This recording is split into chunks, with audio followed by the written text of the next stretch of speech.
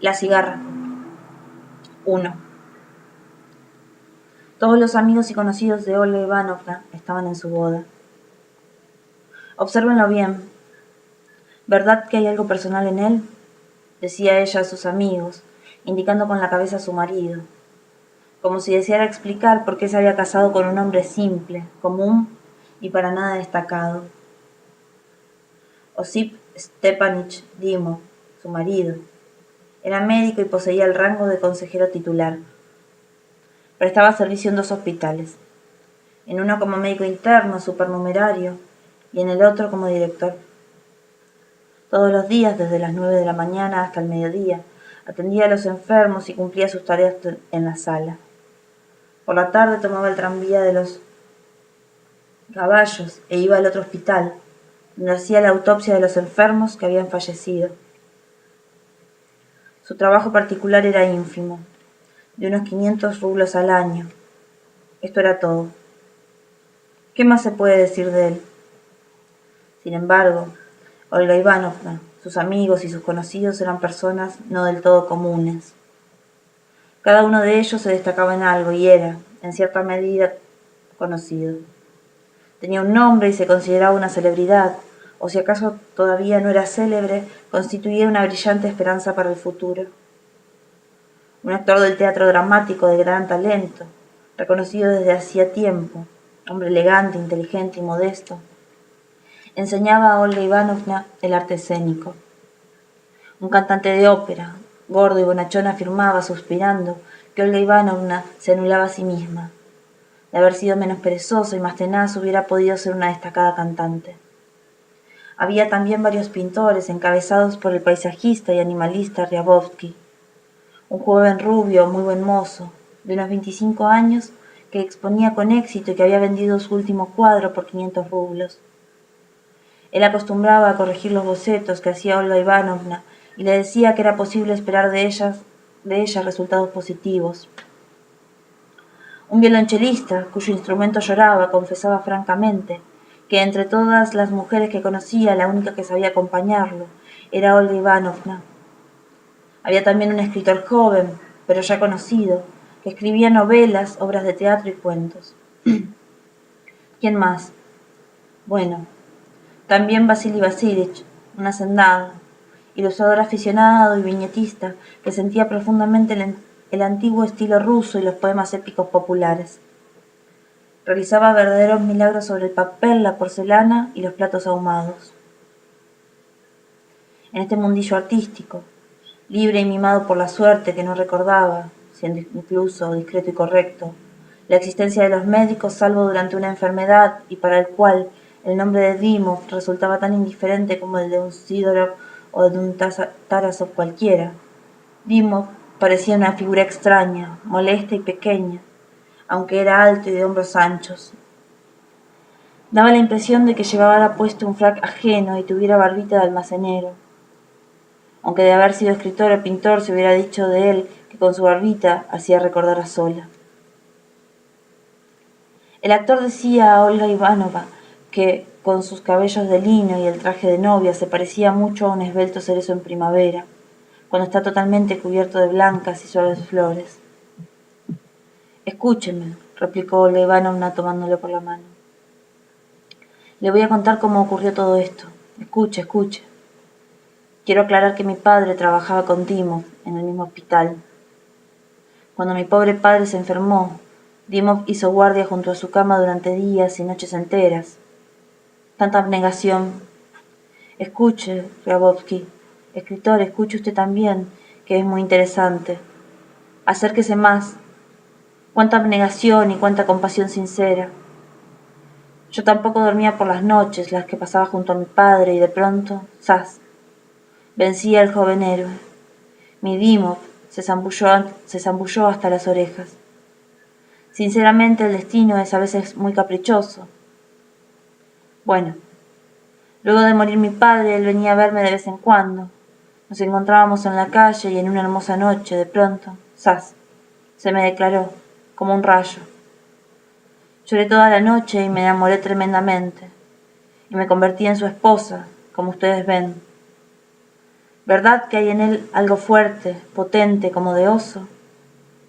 Ahora vemos nada más que las 3/4 partes de su cara, y además está mal iluminado.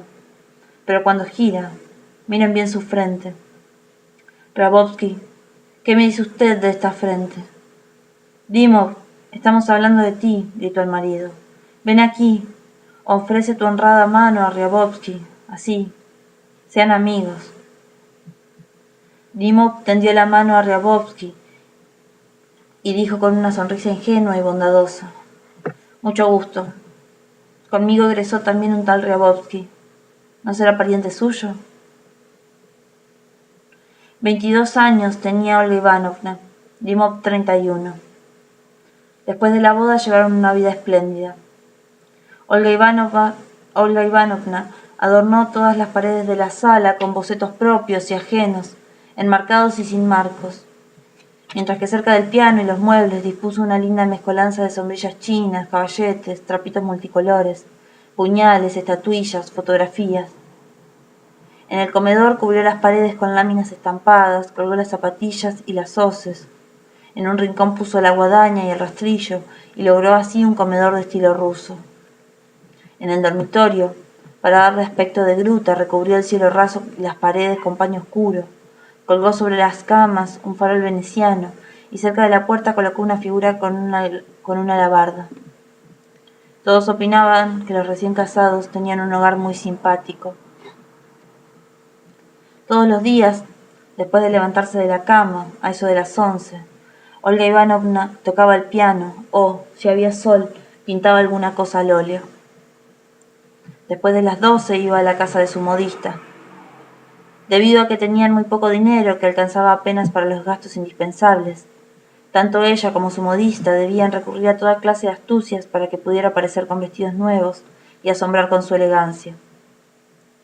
De un viejo vestido teñido, de unos cuantos pedazos de tul, de encaje, de felpa y de seda, surgía frecuentemente un verdadero milagro. Algo realmente encantador, un sueño en lugar de un vestido. De lo de la modista, Olga Ivanovna solía ir a la casa de alguna actriz amiga para conocer las novedades teatrales y de paso conseguir entradas para el estreno de alguna obra o para una función de beneficio.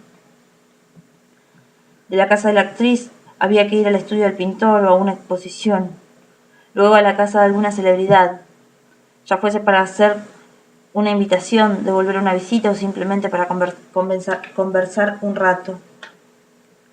En todas partes la recibían alegre y amistosamente y le aseguraban que era buena y simpática y extraordinaria.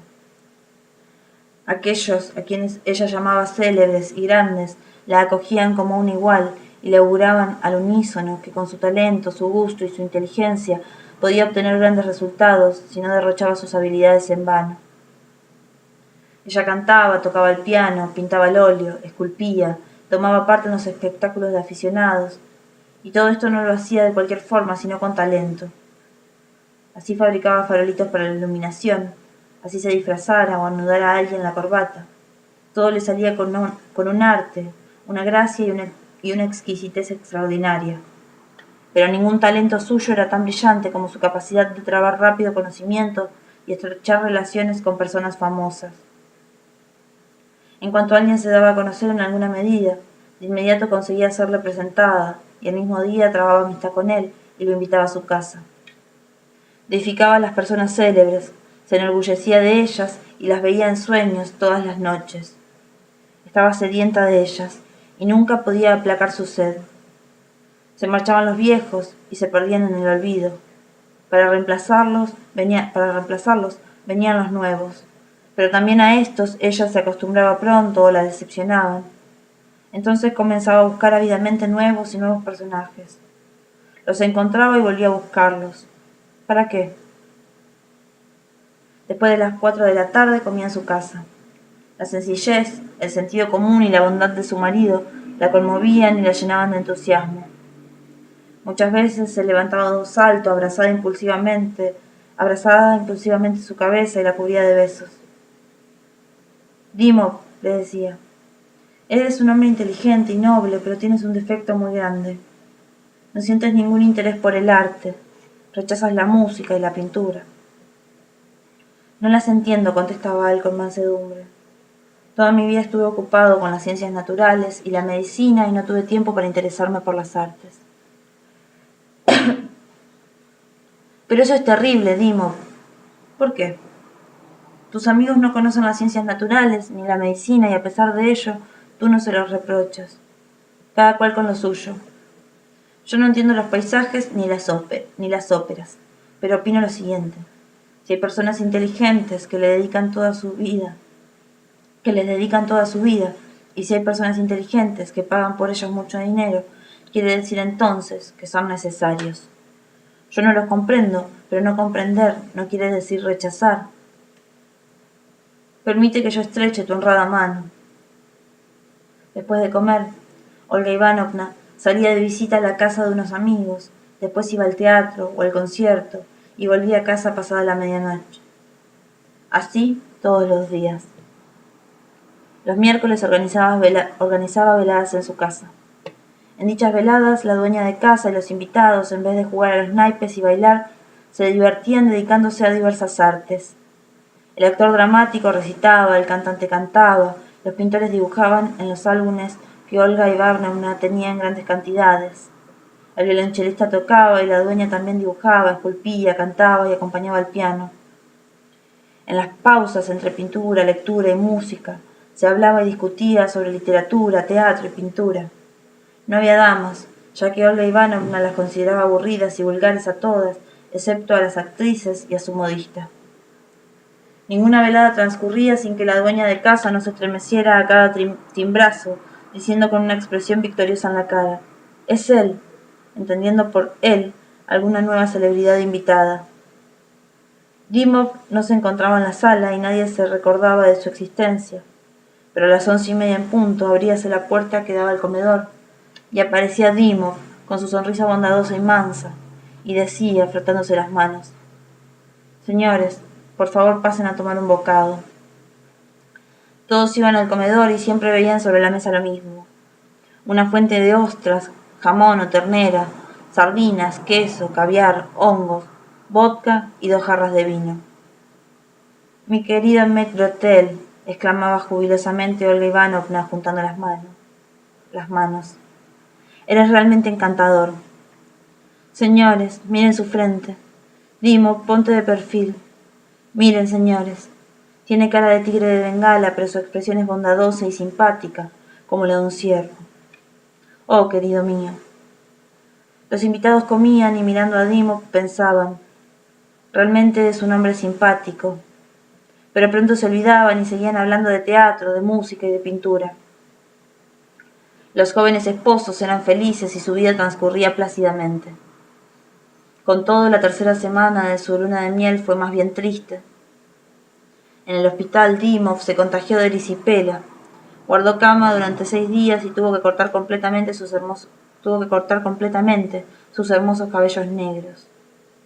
Olga Ivanovna permanecía sentada a su lado y lloraba amargamente, pero cuando él empezó a recuperarse, le colocó sobre la cabeza rapada un pañuelo blanco y se puso a pintar el retrato de un beduino. Ambos se divertían. Unos 3 días después de haberse restablecido Dimov y al reanudar sus tareas en los hospitales, sufrió un nuevo contratiempo. «No tengo suerte, mamita», dijo durante el almuerzo.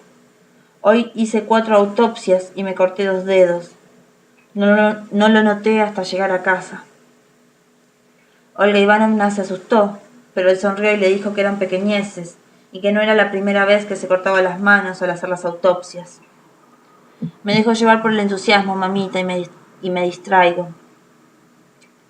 Olga Ivanovna, angustiada, esperó alguna señal de infección y por las noches rezaba, pero todo terminó bien.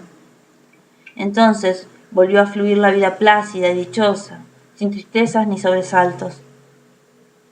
El presente era maravilloso y para reemplazarlo se acercaba la primavera que ya sonreía de lejos, prometiendo 1000 alegrías. La felicidad no tendría fin.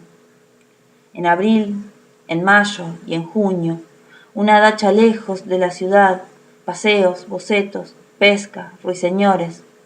Luego, desde julio hasta el mismo otoño, la excursión de los pintores a la región del Volga, viaje en el cual tomaría parte Olga Ivanovna como miembro efectivo de la Société. Ya se había hecho 2 vestidos de lienzo para el camino. También había comprado pinturas, pinceles, telas y una paleta nueva. Grabovsky iba a su casa casi todos los días para ver los éxitos logrados por ella en la pintura.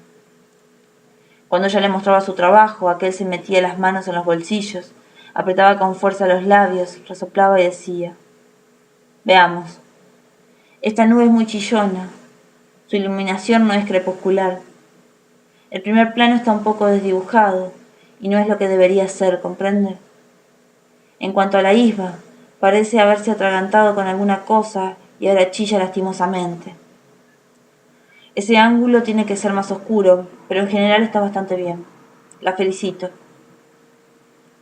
Y cuando menos comprensible era lo que él decía, Olga Ivanovna lo comprendía mucho mejor. 3. El segundo día de la Trinidad, luego de almorzar, Dimov compró bocaditos y dulces y partió a la dacha para reunirse con su mujer. Hacía 2 semanas que no se veían y la extrañaba mucho. Sentado en el vagón y luego, al buscar su dacha en el bosquecito, sentía hambre y cansancio y gozaba al pensar que iba a cenar, en libertad, con su mujer y que después se iría a dormir. Y le provocaba alegría mirar el paquete donde llevaba envueltos el caviar, el queso y el salmón blanco. Cuando encontró y reconoció su dacha, el sol ya se ponía. La vieja criada le dijo que la señora no estaba, pero que regresaría pronto. La dacha, de aspecto muy poco confortable, con bajos cielos rasos recubiertos de papel blanco, con pisos desparejos y agrietados, solo tenía 3 habitaciones. En una estaba la cama, en otra, sobre las sillas y las ventanas, había desparramados telas, pinceles, papeles con manchas de grasa y abrigos y sombreros de hombre. En la tercera, Dimov encontró a 3 desconocidos. 2 eran morenos y tenían barbitas. El tercero, afeitado y gordo, por lo visto era actor. Sobre la mesa, en el samovar, hervía el agua. «¿Qué desea usted?», preguntó el actor con voz de bajo, observando fríamente a Dimov. «¿Tiene que ver a Olga Ivanovna? Espérela, viene enseguida». Dimov se sentó y se puso a esperar. Uno de los morenos, somnoliento y apático, se sirvió un vaso de té, lo miró y preguntó: «¿Quiere un poco de té?». Dimov tenía sed y hambre, pero rehusó para no estropearse el apetito. Pronto se oyeron pasos y una risa conocida. Sonó un portazo y entró Olga Ivanovna corriendo, con un sombrero de alas anchas y sosteniendo una caja en la mano. Detrás de ella, con una sombrilla grande y una silla plegadiza, entró Ryabovsky, alegre y sonrosado. «Dimov», exclamó Olga Ivanovna y sus mejillas se encendieron por la alegría. «Dimov», repitió poniendo su cabeza y las manos sobre el pecho de su marido. «Eres tú. ¿Por qué has estado tanto tiempo sin venir? ¿Por qué?». «¿Cuándo iba a venir, mamita? Siempre estoy ocupado, y si a veces tengo un poco de tiempo sucede que el horario de los trenes no me conviene. Pero qué contenta estoy de verte. Soñé contigo toda la noche y temí que estuvieras enfermo. Ah, si supieras qué simpático eres y qué oportuna es tu llegada. Serás mi salvador. Solamente tú puedes salvarme. Mañana habrá aquí una boda sumamente original», continuó ella riendo y anudando la corbata al marido. «Se casa el joven telegrafista de la estación, un tal Chikeldeyev. Buen mozo, inteligente. En su cara hay algo fuerte, ¿sabes? Algo de oso. Puede servir de modelo para el retrato de un varego. Todos los veraneantes simpatizamos con él y le prometimos firmemente asistir a su casamiento. Es un hombre de recursos modestos, solo, tímido, y por supuesto sería malo negarle nuestra participación. Imagínate la boda, será después de la misa. Luego iremos a pie hasta la casa de la novia. ¿Te das cuenta? El bosquecito, el canto de los pájaros, las manchas de sol sobre el pasto, y todos nosotros como manchas multicolores sobre el fondo verde. Es muy original, acorde con el gusto de los expresionistas franceses. Pero Dimov, ¿Qué me pondré para ir a la iglesia?, dijo Olga Ivanovna con cara compungida. No tengo nada aquí, absolutamente nada, ni vestidos, ni flores, ni guantes.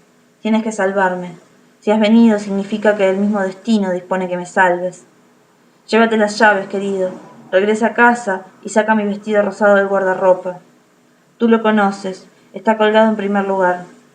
Luego, en el depósito, del lado derecho, verás en el suelo 2 cajas de cartón. Cuando abras la de arriba, verás que está llena de tules, tules y tules, y todo tipo de trapitos. Pero debajo están las flores. Sácalas con cuidado. Trata de no arrugarlas, mi amor, que luego yo elegiré las que necesito. Cómprame también los guantes. Bueno, dijo Dimov, mañana partiré de regreso y te lo mandaré todo. ¿Cómo mañana?, preguntó Olga Ivanovna y lo miró sorprendida. ¿Y cómo tendrás tiempo para hacerlo? El primer tren sale a las 9 y la boda es a las 11. No, querido, hay que hacerlo hoy sin falta. Si mañana no puedes venir, mándame las cosas con un mensajero. Bueno, vete entonces. Pronto debe pasar un tren. No lo pierdas, mi amor. Está bien. Me apena dejarte ir, dijo Olga Ivanovna, y las lágrimas asomaron a sus ojos. ¿Para qué le habré dado mi palabra al telegrafista? Soy una tonta. Dimov tomó apresurado un vaso de té, guardó en su bolsillo una rosquilla y sonriendo mansamente se dirigió a la estación. Con respecto al caviar, el queso y el salmón blanco, se los comieron los 2 morenos y el gordo actor. Una serena noche de luna del mes de julio, Olga Ivanovna estaba en la cubierta del vapor fluvial. 4. Una serena noche de luna del mes de julio, Olga Ivanovna estaba en la cubierta del vapor fluvial. Miraba ya el agua, ya las bellas orillas del Volga.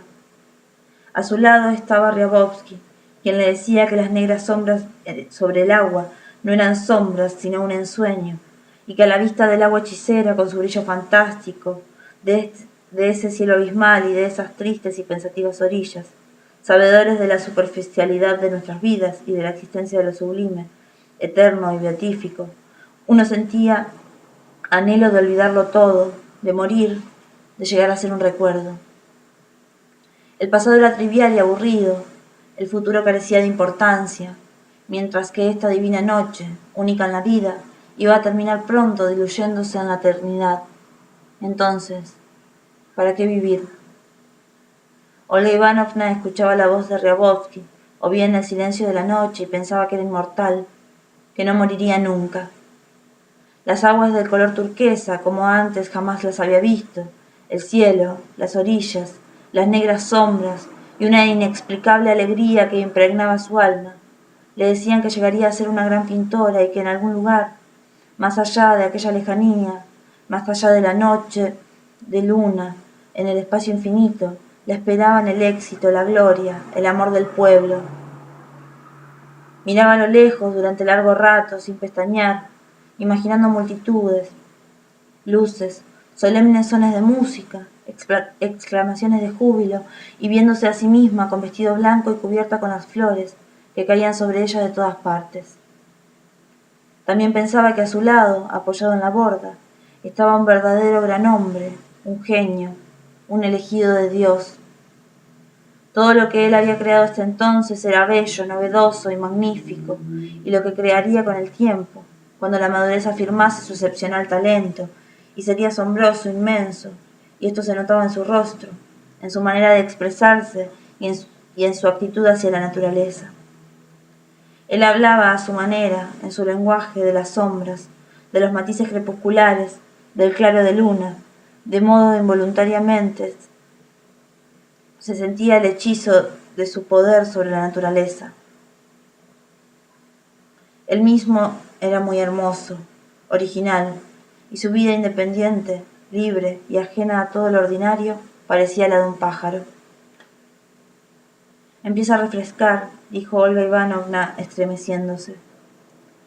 Ryabovsky la envolvió en su capa y dijo tristemente: Me siento dominado por usted. Soy su esclavo. ¿Por qué está hoy tan cautivante? La miraba fijamente y a ella sus ojos le causaban miedo.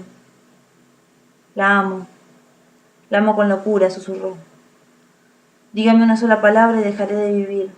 Abandonaré el arte, murmuró muy emocionado. Ámeme, ámeme. No me hable así, dijo Olga Ivanovna cerrando los ojos. Me atemoriza. ¿Y Dimov?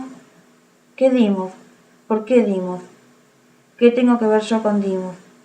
Está en el Volga, la luna, la belleza, mi amor, mi alegría, pero ningún Dimov. Ah, yo no sé nada, no necesito el pasado. Deme un momento, un instante. El corazón de Olga Ivanovna comenzó a latir con más fuerza. Ella quería pensar en su marido, pero todo el pasado, con la boda, con Dimov, con las veladas, le parecía pequeño, insignificante, opaco, innecesario y muy lejano. Efectivamente, ¿qué Dimov? ¿Por qué Dimov? ¿Qué tiene que ver ella con Dimov? ¿Existe él realmente en la naturaleza o es solamente un sueño? Para él, hombre simple y ordinario, es suficiente la felicidad que ya ha recibido, pensaba ella, cubriéndose la cara con las manos. Que me condenen allí, que me maldigan, pero yo, para fastidiar a todo el mundo, me dejaré caer. Eso es, me dejaré caer. Hay que probarlo todo en la vida, Dios mío, qué miedo y qué placer. Entonces, ¿qué? Murmuró el pintor abrazándola y besando con deseo las manos con las que ella trataba débilmente de apartarlo. ¿Me amas? Sí, sí. Oh, qué noche divina. Sí, qué noche, susurró ella mirando sus ojos donde brillaban las lágrimas. Luego miró rápidamente hacia atrás, lo abrazó y lo besó apasionadamente en los labios. Nos acercamos a Kineshma, dijo alguien desde el otro lado de la cubierta. Se oyeron unos pasos pesados. Era el camarero del bar, que pasaba cerca de ellos. Escuche, dijo Olga Ivanovna, riendo y llorando de felicidad. Tráiganos vino. Pálido de emoción, el pintor se sentó en un banco, miró a Olga Ivanovna con adoración y gratitud. Luego cerró los ojos y dijo con una lánguida sonrisa: Estoy cansado, y apoyó la cabeza en la borda. 5. El 2 de septiembre era un día templado y sereno, pero el cielo estaba cubierto de nubes. Por la mañana temprano una ligera niebla vagaba sobre el Volga y después de las 9 empezó a lloviznar. No cabía ninguna esperanza de que el tiempo mejorara más tarde. Grabovsky durante el desayuno decía a Olga Ivanovna que la pintura era la más ingrata y la más aburrida de las artes, que él era pintor y que solo los tontos lo creían hombre de talento. De pronto, sin motivo alguno, tomó el cuchillo e hizo algunos tajos en su mejor boceto. Después del desayuno se sentó junto a la ventana y se puso a mirar, sombrío, sobre el Volga. Este ya no tenía brillo y presentaba un aspecto opaco, turbio y frío. Todo hacía recordar la proximidad del tedioso y triste otoño, y parecía que la naturaleza hubiese quitado al Volga las lujosas alfombras verdes de sus orillas, los brillantes reflejos de los rayos solares, la transparente lejanía azul y todo su ropaje de gala, y guardó todo ello en sus baúles hasta la próxima primavera. Las cornejas volaban cerca del Volga y se burlaban de él. Desnudo, desnudo. Grabovsky escuchaba sus graznidos y pensaba que ya estaba agotado y sin talento, y que en este mundo todo era convencional, relativo, estúpido, y que no debía ligarse a esa mujer. En una palabra, estaba de mal humor y se abandonaba a la melancolía. Sentada en la cama detrás del biombo, Olga Ivanovna se pasaba los dedos por sus hermosos cabellos e imaginaba ya la sala, ya el dormitorio, ya el escritorio de su casa. Su imaginación la llevaba al teatro, a la casa de la modista y a sus célebres amigos. ¿Qué estarán haciendo ahora?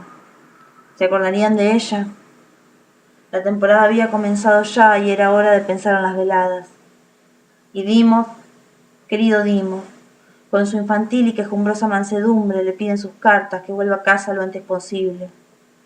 Cada mes le enviaba 75 rublos y cuando ella le escribió que debían ser 100 rublos a los pintores, y cuando ella le escribió que debía 100 rublos a los pintores, se los mandó también. Qué hombre tan bondadoso y magnánimo. El largo viaje había fatigado a Olga Ivanovna.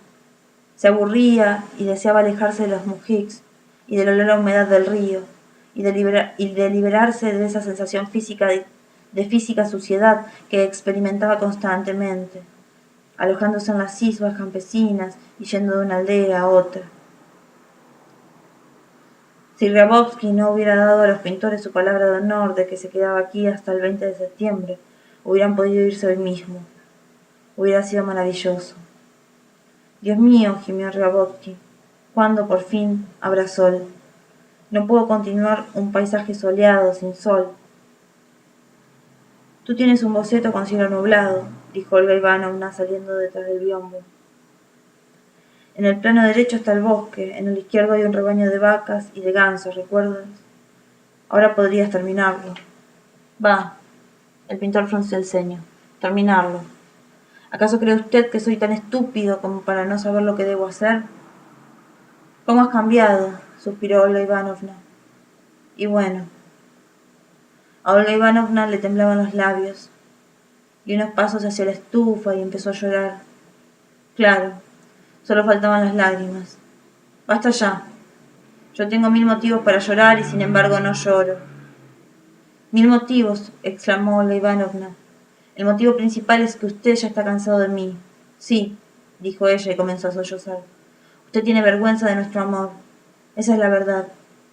Siempre trata de que los pintores no se den cuenta, aunque esto no se puede ocultar, y eso ya lo saben todos desde hace un tiempo.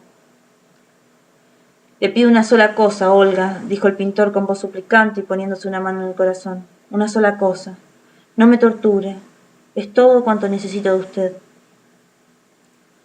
Pero jure que me ama todavía. Ah, esto es una tortura, murmuró el pintor entre dientes y se levantó de un salto.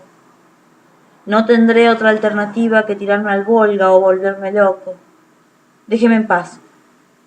Bueno, máteme entonces. Máteme, gritó Olga Ivanovna. Máteme. Sollozó nuevamente y se ocultó detrás del biombo. El murmullo de la lluvia sobre el techo de paja de la isba se hizo más fuerte.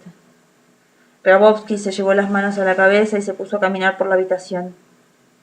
Luego, con expresión decidida, como si quisiera demostrar algo a alguien, se puso la gorra, se colgó la escopeta al hombro y salió de la isba. Olga Ivanovna permaneció tendida en la cama durante largo rato, llorando. Primero pensó que no estaría mal envenenarse, para que Grabovski al volverla encontrase muerta. Pero luego sus pensamientos volaron a su casa, al estudio de su marido, y ella se vio sentada, inmóvil al lado de Drimov, gozando de una paz física y de limpieza por la noche, escuchando Mazzini en el teatro. Y la nostalgia por la civilización, por el ruido de la ciudad y por los personajes famosos le oprimió el corazón. Entró la campesina, dueña de la casa, y sin apuro comenzó a encender el horno para preparar la comida. La casa se llenó de tufo y el aire se tornó azul por el humo. Vinieron los pintores, con sus altas botas sucias y sus caras mojadas por la lluvia. Estuvieron examinando los bocetos, diciendo, para consolarse, que aún con mal tiempo el Volga posee sus encantos. Un barato reloj de pared repetía su tic-tac, tic. Las moscas, adormecidas por el frío, se agolpaban zumbando junto a los íconos, mientras bajo los bancos, en las gruesas carretas, bululaban las cucarachas. Grabovski volvió a la casa al ponerse el sol, pálido, exhausto, con las botas sucias. Arrojó la gorra sobre la mesa, se dejó caer sobre el banco y cerró los ojos. Estoy cansado, dijo, y movió las cejas en un esfuerzo por levantar los párpados. Olga Ivanovna se le acercó, lo besó en silencio y le pasó el peine por sus rubios cabellos para demostrar que no estaba enojada con él. Sintió ganas de peinarlo. ¿Qué ocurre?, preguntó él, estremeciéndose como si lo hubiera tocado con un objeto frío, y abrió los ojos. ¿Qué ocurre? Déjeme en paz, por favor. La apartó con las manos y retrocedió. Ella creyó ver en su rostro una expresión de fastidio y de repugnancia. En ese momento entró la campesina, que sostenía cuidadosamente con ambas manos un plato de sopa, y Olga Ivanovna la vio meter sus grandes dedos en el caldo.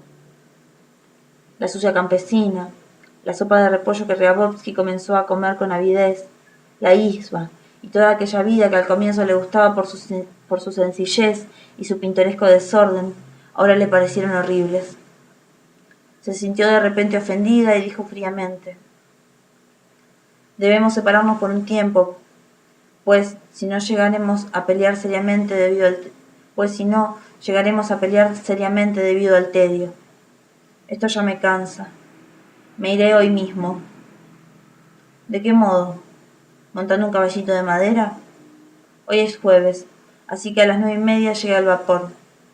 «Ah, es verdad». «Bueno, vete», dijo Ryabovsky limpiándose la boca con la toalla a falta de servilleta.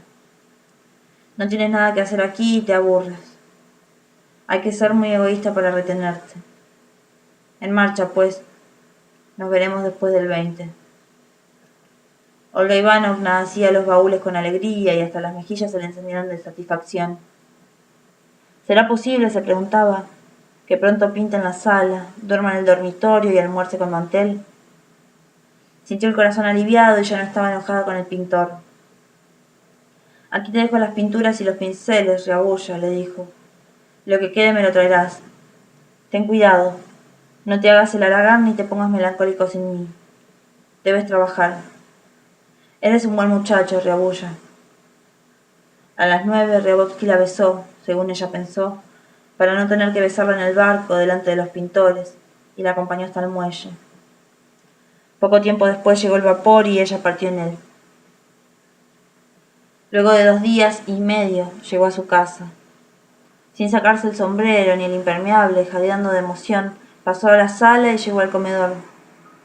Dimov, sin levita y con el chaleco desabrochado, estaba sentado a la mesa y afilaba el cuchillo contra el tenedor. Frente a él, sobre el plato, yacía un faisán.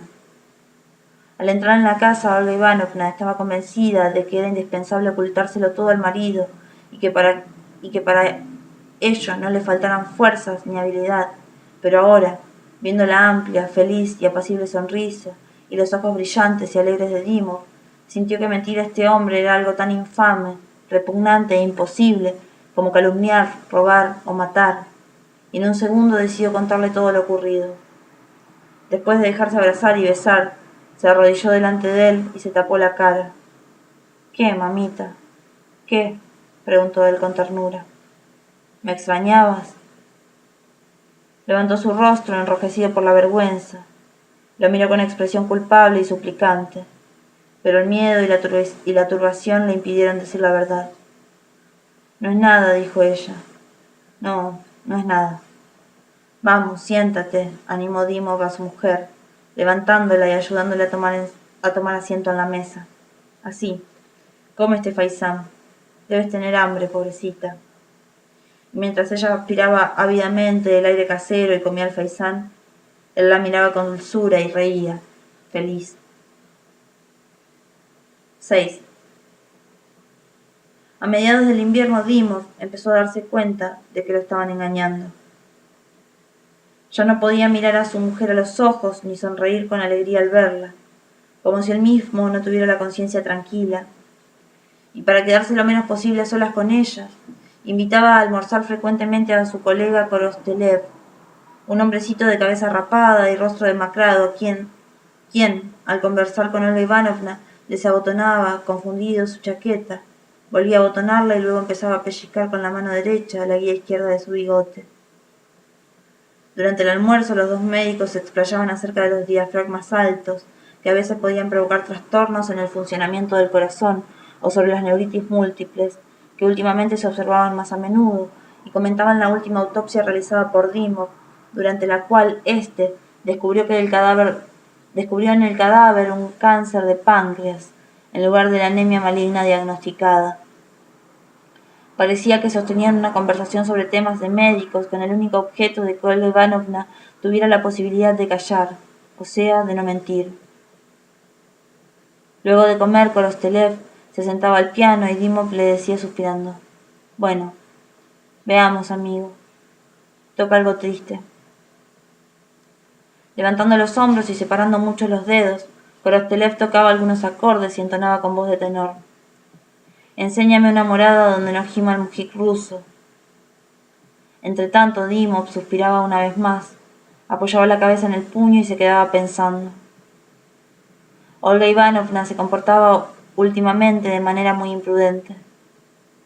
Todas las mañanas se despertaba de pésimo humor y con la idea de que ya no amaba a Ryabovsky y que, gracias a Dios, todo estaba terminado. Pero después de tomar café reflexionaba y comprendía que Ryabovsky le había quitado al marido y que ella estaba ahora sin marido y sin Ryabovsky. Luego recordaba los comentarios de sus conocidos acerca de un nuevo cuadro que Ryabovsky preparaba para la exposición. Algo asombroso, una mezcla de paisaje con género de todos los que iban a su taller. Pensaba que él había creado ese cuadro influido por ella y que, en general, él había mejorado sensiblemente gracias a su influencia. Esta era tan benéfica y esencial que, en caso de que ella lo abandonara, él quizás se perdería. También recordaba su última visita, cuando vino vestido con una levita gris moteada y con una corbata nueva, y le preguntó en tono lánguido: ¿Soy hermoso? Y en efecto, esbelto, con sus largos rulos y sus ojos azules, era muy hermoso. O quizá le había parecido así y la trató con cariño. Habiendo recordado y comprendido muchas cosas, Olga Ivanovna se vestía y con gran agitación se dirigía al taller de Ryabovsky. Lo encontraba alegre y encantado con su cuadro, que era en verdad excelente. El pintor saltaba, hacía tonterías y a las preguntas serias respondía con bromas. Olga Ivanovna estaba celosa del cuadro, lo odiaba, pero por cortesía permanecía callada ante el mismo durante unos 5 minutos, y después de suspirar como si estuviera frente a una cosa sagrada decía en voz baja: sí, nunca has pintado nada semejante. Hasta da miedo, ¿sabes? Luego le suplicaba que la amase, que no la dejara y que tuviese lástima de ella, pobre y desdichada. Llorando le besaba las manos, exigía que le jurase su amor e intentaba demostrarle que sin su benéfica influencia él perdería el camino y acabaría mal. Después de estropearle el buen estado de ánimo al pintor y sintiéndose humillada, iba a ver a la modista o a la actriz amiga para tratar de conseguir las entradas. Si no lo encontraba en el taller, le dejaba una carta en la cual juraba envenenarse sin falta si él no iba a verla el mismo día. Él se asustaba, iba a visitarla y se quedaba a almorzar, sin tener en cuenta la presencia del marido. Le decía cosas insolentes y ella le contestaba del mismo modo.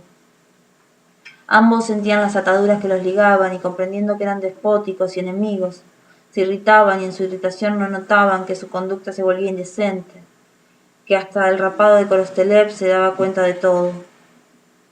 Después de comer, Ryabovsky se despedía apresuradamente. ¿A dónde va usted?, le preguntaba Olga Ivanovna en el vestíbulo, mirándolo con odio.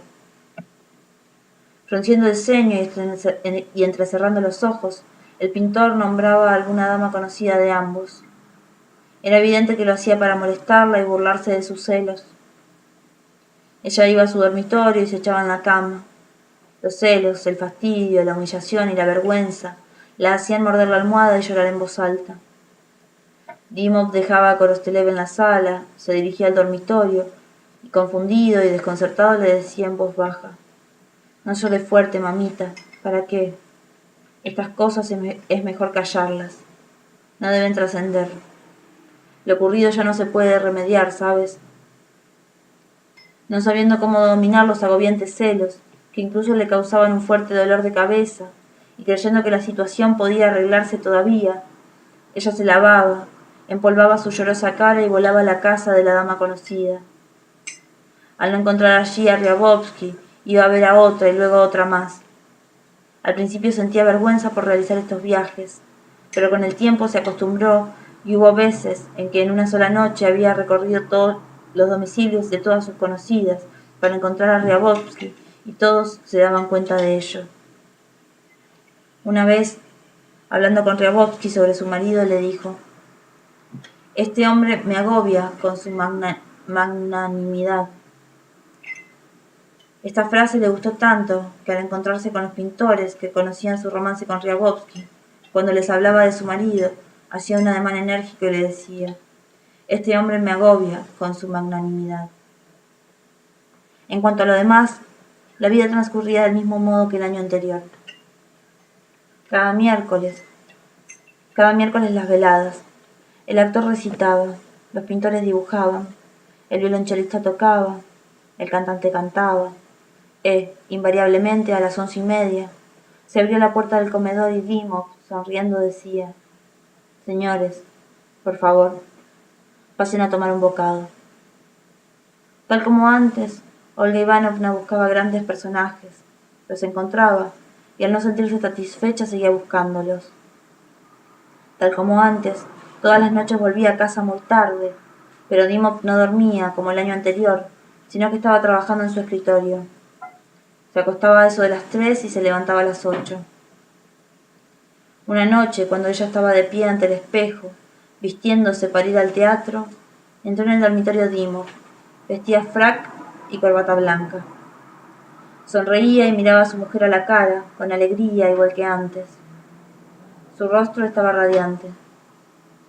«Acabo de presentar la tesis», dijo, y tomó asiento pasándose las manos por las rodillas.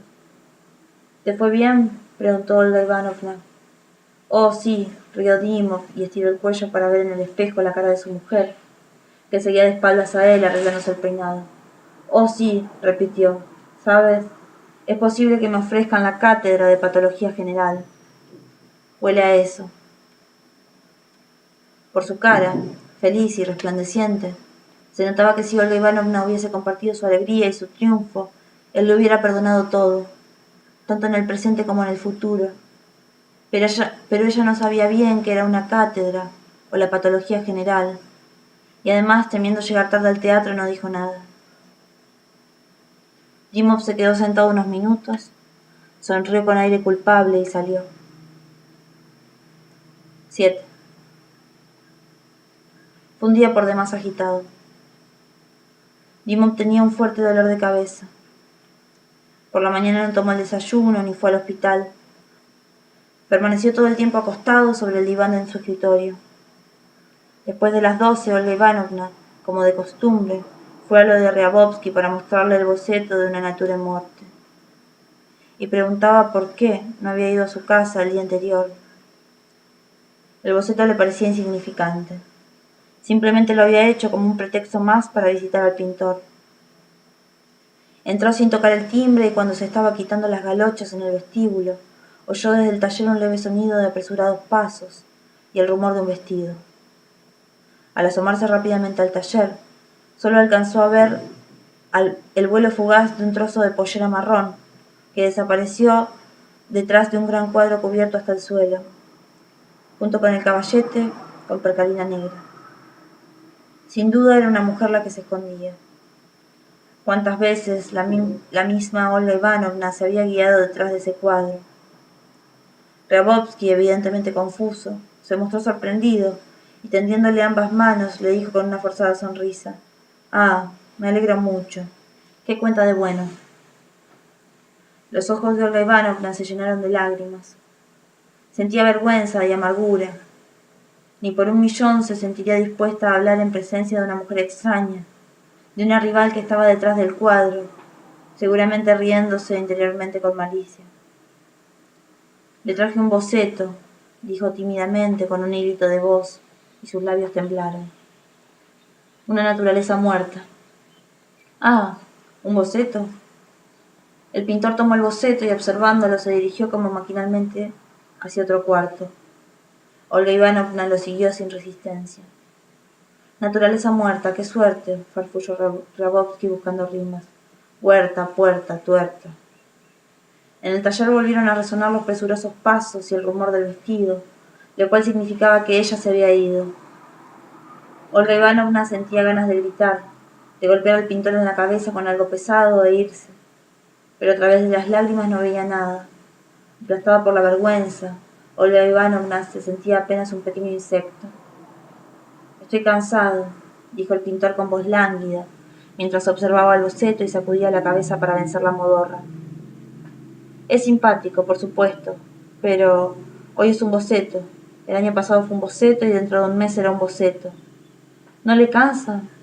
En su lugar yo dejaría la pintura y me dedicaría seriamente a la música o a cualquier otra cosa. Finalmente su vocación es la música y no la pintura. Pero qué cansado estoy, ¿sabe? Voy a pedir que nos traigan té. Grabovski salió de la habitación y Olga Ivanovna le oyó ordenar algo a su criado.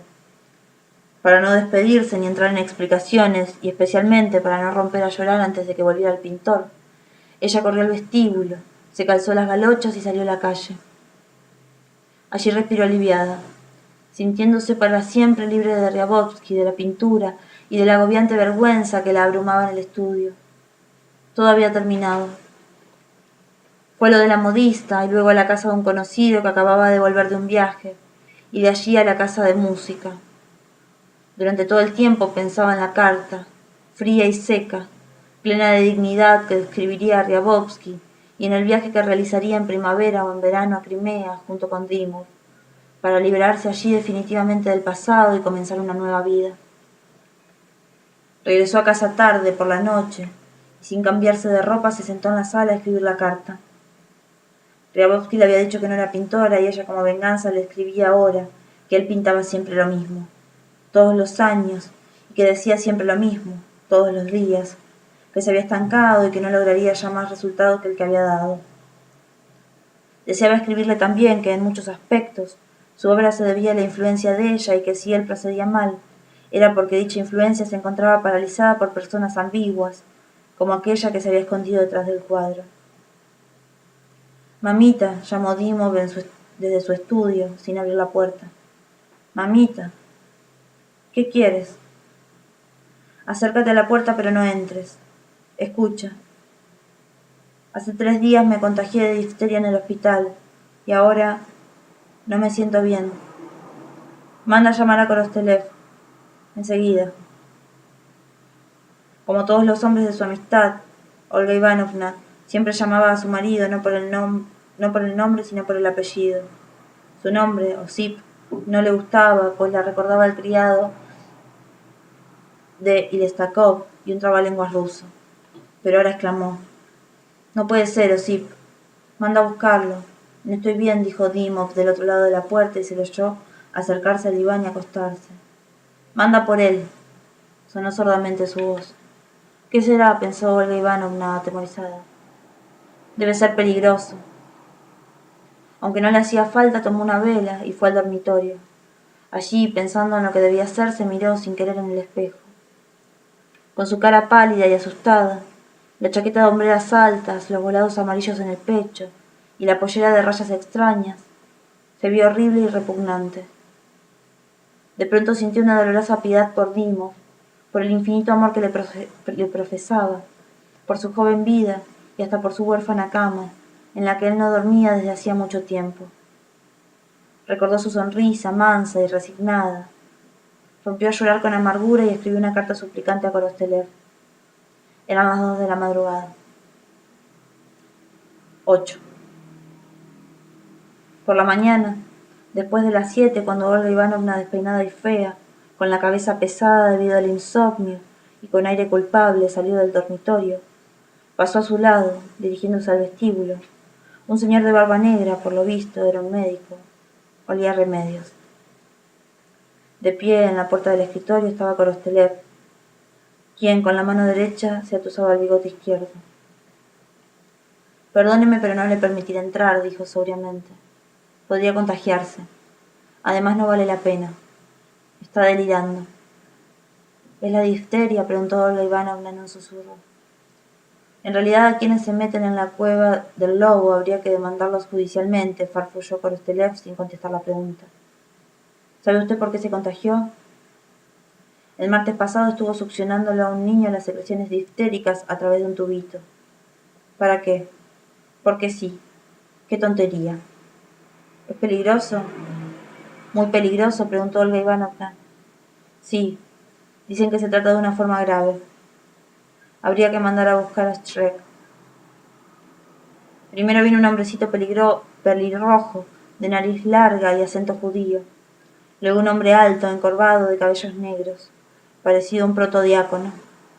Después un joven grueso, de cara colorada, con anteojos. Eran médicos que venían a hacer la guardia junto a su compañero. Cuando finalizaba su turno, Korostelev no se iba, sino que se quedaba vagando por todas las habitaciones como una sombra.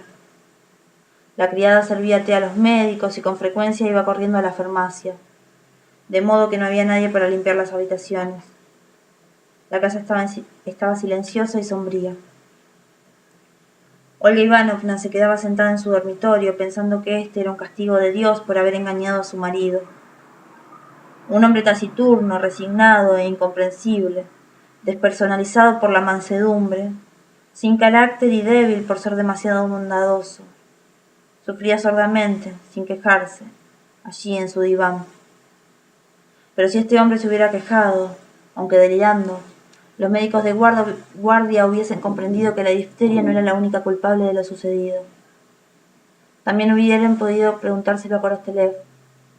Él lo sabe todo y no en vano mira a la mujer de su amigo como si ella fuese la verdadera, la principal malhechora, mientras que la difteria no era más que su cómplice.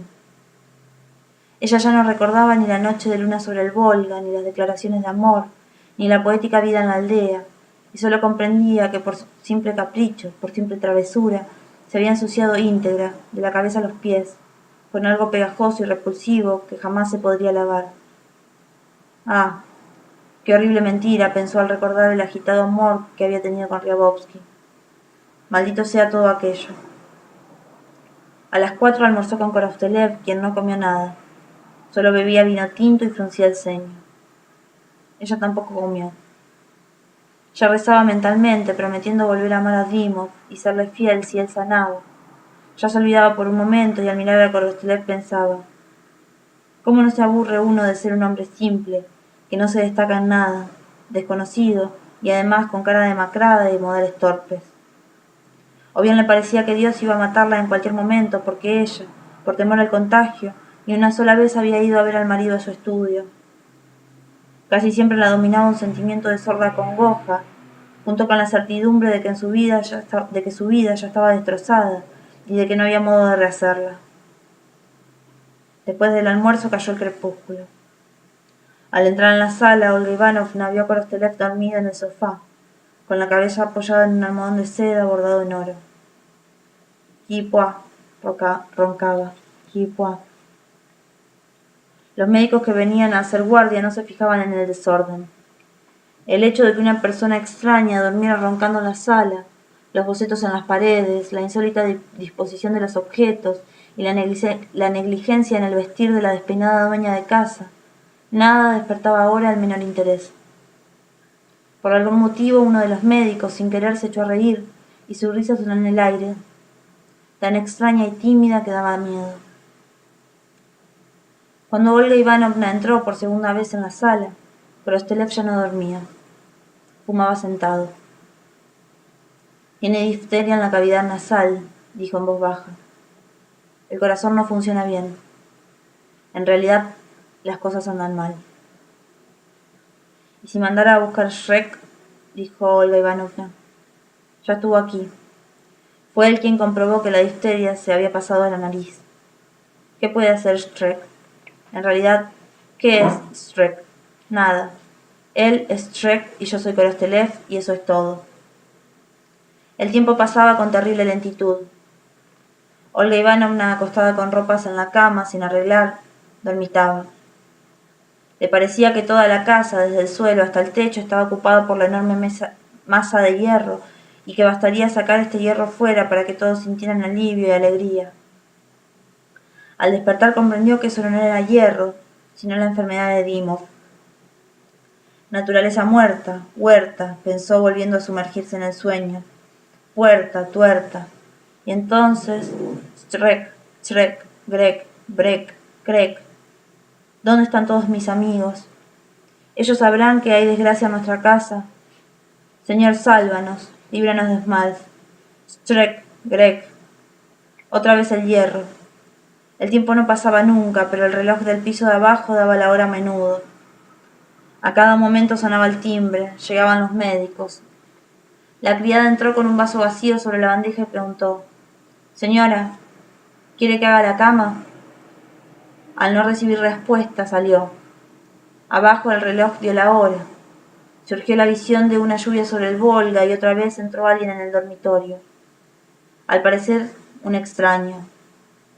Olga Ivanovna se levantó de un salto y reconoció a Korostelev. ¿Qué hora es?, preguntó. Casi las 3. ¿Cómo sigue? ¿Cómo quiere que siga? Vine a decirle que se está muriendo. El doctor rompió en un sollozo, se sentó en la cama a su lado y se secó las lágrimas con la manga. Al principio ella no entendió bien sus palabras, pero se quedó fría, se persignó lentamente. Se está muriendo, repitió el médico con un hilo de voz y sollozó de nuevo. Muere porque se ha sacrificado. Qué pérdida para la ciencia, dijo con amargura. No se lo puede comparar con ninguno de nosotros. Era un gran hombre, un hombre extraordinario. Qué talento. Cuántas esperanzas depositábamos en él, continuó Korostelev apretándose las manos. Dios mío, hubiese llegado a ser un sabio como ya no se encuentran hoy ni con lupa. Dimov, ¿qué hiciste, Dimov? Ay, Dios mío. Korostelev, desesperado, se tapó la cara con las manos y sacudió la cabeza. ¿Y qué fuerza moral? Siguió cada vez más enojado con alguien. Un alma bondadosa, pura y amante. No era un hombre, sino un cristal. Sirvió a la ciencia y murió por la ciencia. Trabajó día y noche como un buey. Nadie le tuvo lástima. El joven científico, el futuro profesor, tuvo que buscar más y más trabajos, hacer traducciones de noche para pagar estos miserables trapos. Korostelev miró con odio a Olga Ivanovna, tomó la sábana con las manos y tiró coléricamente de ella como si fuera la culpable. Ni él mismo se tenía lástima, ni los demás la tenían. Ah, en realidad, ¿para qué hablar? Sí, era un hombre excepcional, dijo alguien en la sala con voz de bajo. Olga Ivanovna recordó toda su vida con él, desde el comienzo hasta el fin, con todos los detalles, y de repente entendió que, comparado con todas las personas que ella conocía, era un hombre extraordinario, excepcional, grande. Y al recordar el trato que le brindaban su difunto padre y los médicos colegas, comprendió que todos ellos intuían que él sería una futura celebridad. Las paredes, el cielo raso, la lámpara y la alfombra sobre el piso le hicieron burlones guiños, como si quisieran decir, lo dejaste pasar, lo dejaste pasar. Sin poder contener el llanto, salió corriendo del dormitorio. Atravesó la sala delante de un hombre desconocido y se precipitó al estudio de su marido. Este yacía, inmóvil, en el diván turco, cubierto hasta la cintura con la frazada. Su rostro terriblemente demacrado y enflaquecido tenía ese color amarillo grisáceo que nunca tienen las personas vivas. Solo por la frente, por las cejas negras y por la conocida sonrisa se lo podía reconocer. Olga Ivanovna le palpó rápidamente el pecho, la frente, las manos. Su pecho estaba tibio todavía, pero en la frente y en las manos se notaba ya un frío desagradable. Y los ojos semiabiertos no miraban a Olga Ivanovna sino a la frazada. Dimov, llamó ella en voz alta. Dimov. Quería explicarle que se trataba de un error, que no todo estaba perdido aún, que la vida podía ser todavía bella y feliz, que él era un hombre excepcional, extraordinario y grande, y que ella estaba dispuesta a venerarlo, a rezar ante él y sentir un miedo sagrado durante toda su vida. Dimov, volvía a llamarlo, sacudiéndole el hombro y resistiéndose a creer que él jamás despertaría. Dimov, pero Dimov. Entretanto, en el vestíbulo, Korostelev decía a la criada, no tiene nada que preguntar. Vaya a la iglesia y averigüe en la casita del sereno donde viven las mujeres del asilo. Ellas le lavarán el cuerpo, lo vestirán y harán todo lo que sea necesario.